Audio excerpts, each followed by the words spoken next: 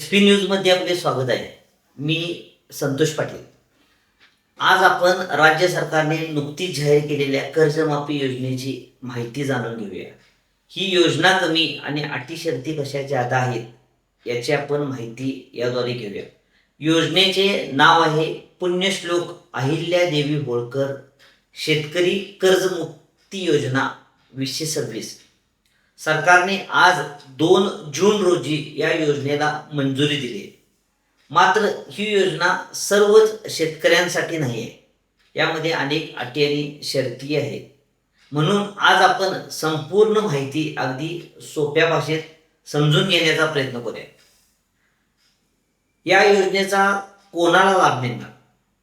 जर तुम्ही 1 एप्रिल 2019 ते 31 मार्च 2025 या कालावधीत पीक कर्ज घेतले असेल आणि ते कर्ज 30 सप्टेंबर 2025 पर्यंत थकीत असेल, तसेच 31 मार्च 2026 पर्यंत कर्जाची परतफेड केली नसेल, तर तुम्हाला या योजनेचा लाभ मिळू शकतो. जास्तीत जास्त 2 लाखापर्यंत कर्जमाफी यातून मिळणार आहे. तुमच्या सर्व बँक खात्यावरील कर्जाची एकत्रित रक्कम यासाठी विचारात घेतली जाईल. जमीन किती आहे याला महत्त्व नाही. तुम्ही पात्र शेतकरी असणे महत्त्वाचे आहे. जर तुमचे कर्ज पुनर्गठित केले असेल तर त्या कर्जावरील थकीत हप्त्याचाही विचार होऊ शकतो. आता यामध्ये आणखी एक महत्त्वाची अट आहे.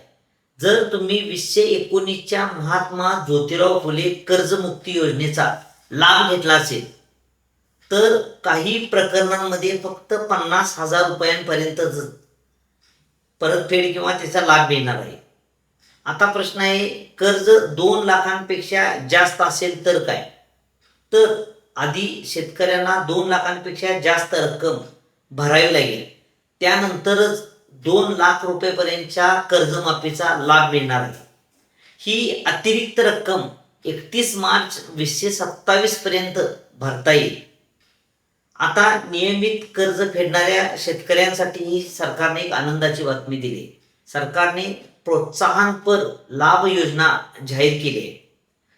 2022-23, 2023-24 किंवा 2024-25 या 3 वर्षांपैकी कोणत्याही 2 वर्षात जर पीक कर्ज घेतलं असेल आणि वेळेवर त्याची परतफेड केली असेल तर 50,000 रुपयांपर्यंत प्रोत्साहनपर लाभ मिळणार आहे. जर कर्जाची रक्कमच 50,000 रुपयांपेक्षा कमी असेल तर काय? तर प्रत्यक्ष भरलेली रक्कम किंवा किमान 5,000 रुपयांपर्यंतचा लाभ मिळणार आहे. मात्र यासाठी पुढील कर्जही वेळेवर फेडावे लागणार आहे. आता आपण जाणून घेऊया कोणाला लाभ मिळणार नाही. जे मंत्री आहेत, आमदार, खासदार, जिल्हा परिषद सदस्य, नगरसेवक हे ह्या योजनेला पात्र असणार नाही. तसेच ज्यांचे महिन्याला 25,000 रुपयांपेक्षा जास्त वेतन घेणारे जे सरकारी अधिकारी किंवा कर्मचारी आहेत तेही योजनेला पात्र नसतील. याशिवाय महावितरण, एस.टी. महामंडळ आणि इतर सरकारी निमसरकारी कंपन्यांमधील अधिकारी कर्मचारी योजनेस पात्र राहणार नाहीत. आयकर भरणारे शेतकरीही योजनेसाठी अपात्र ठरवले जातील. 25,000 रुपयांपेक्षा जास्त निवृत्ती वेतन घेणारेही या योजनेला पात्र होणार नाहीत. मात्र माजी सैनिकांना यातून पूर्णपणे सूट देण्यात आली. सहकारी साखर कारखाने, दूध संघ, बाजार समित्यांचे पदाधिकारी आणि कर्मचारीही या योजनेत अपात्र असतील. मात्र हंगामी कामगारांना ह्या योजनेचा लाभ मिळू शकतो.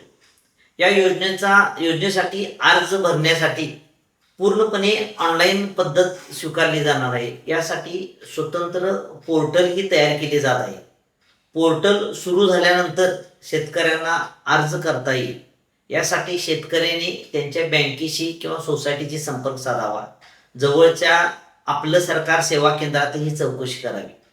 मात्र शेतकरी बांधवांनी ही योजना तसेच त्याच्या अटी शर्ती नीट समजावून घ्याव्यात, अफवांवर विश्वास ठेवू नये, अधिकृत माहिती घ्यावी असेही आवाहन सरकारच्या वतीने करण्यात आले आहे.